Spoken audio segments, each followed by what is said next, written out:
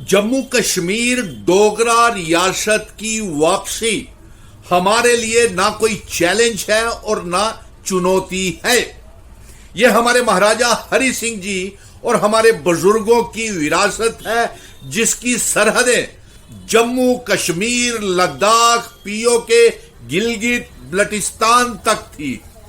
और अब भारतीय जनता पार्टी के चंद गद्दार नेता भारतीय जनता पार्टी के हारने के बाद, प्राइम मिनिस्टर, होम मिनिस्टर के स्टार कैंपेनिंग के बाद, इनकी हार के बाद भारतीय जनता पार्टी अपना दिमागी संतुलन खो चुकी है और बौखलाहट में जम्मू को कश्मीर से अलग करने की योजना बना रही है।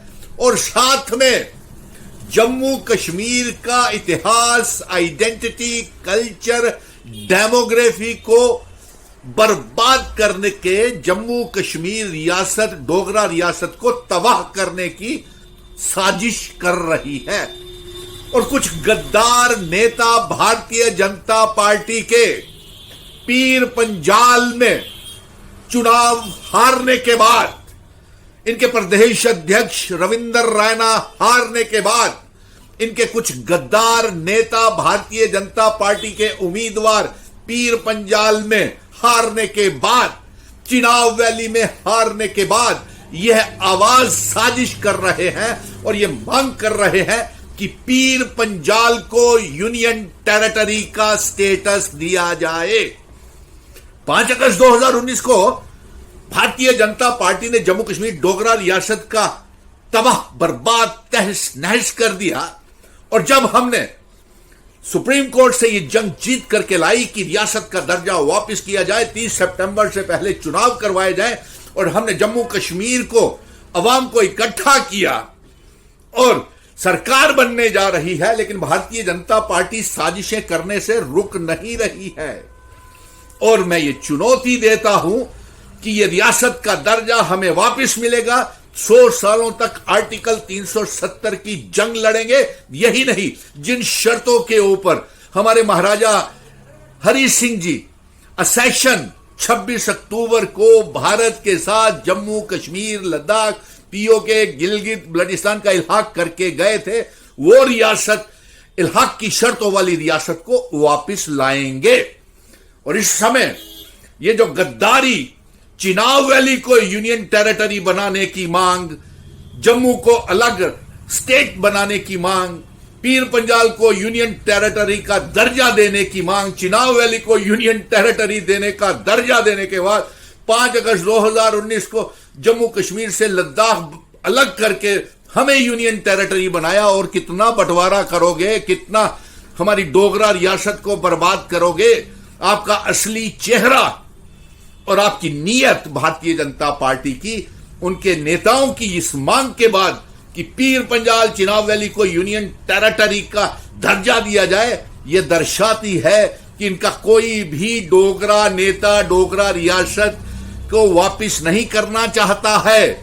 और आज का ये जो बयान आया है कि एप्रोप्रिएट, इससे एप्रोप्रिएट समय और क्या होगा कि पार्लियामेंट के चुनावों में आप हारे, असेंबली के चुनावों में आपकी बुरी हार हुई, बहुमत की अलायंस की सरकार बन रही है और कल शपथ ग्रहण समारोह है और आप अभी तक इस सदमे से भारतीय जनता पार्टी बाहर नहीं निकल पा रही।